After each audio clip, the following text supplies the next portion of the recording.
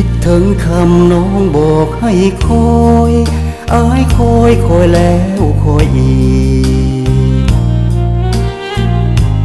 จนน้ำโขงแห้งไหลลงสิ้นแม้เงาบ่เห็นน้องมา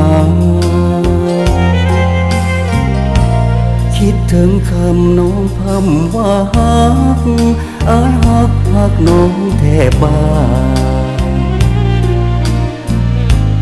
เป็นสันใดหนอดวงแก้วตาสัญญาไว้แล้วบ่เห็น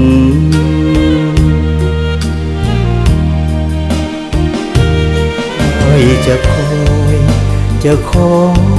อยเนื้อเย็นแม้นพันเวนพันคืนอ้ายก็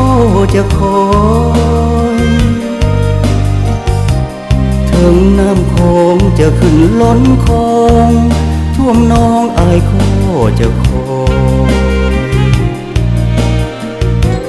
ขอน้องคิดถึงอ้ายเพียงน้อยถึงนานอ้ายก็จะทน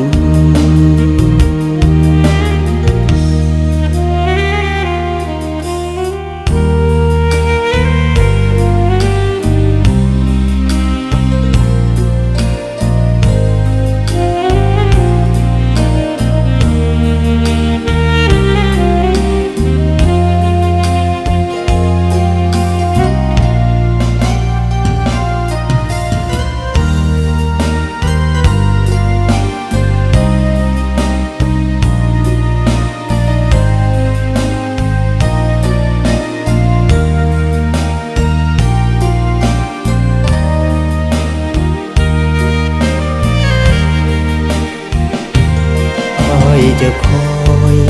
จะคอยเนื้อเย็นแม้นพันเวนพันคืนอ้ายก็จะคอ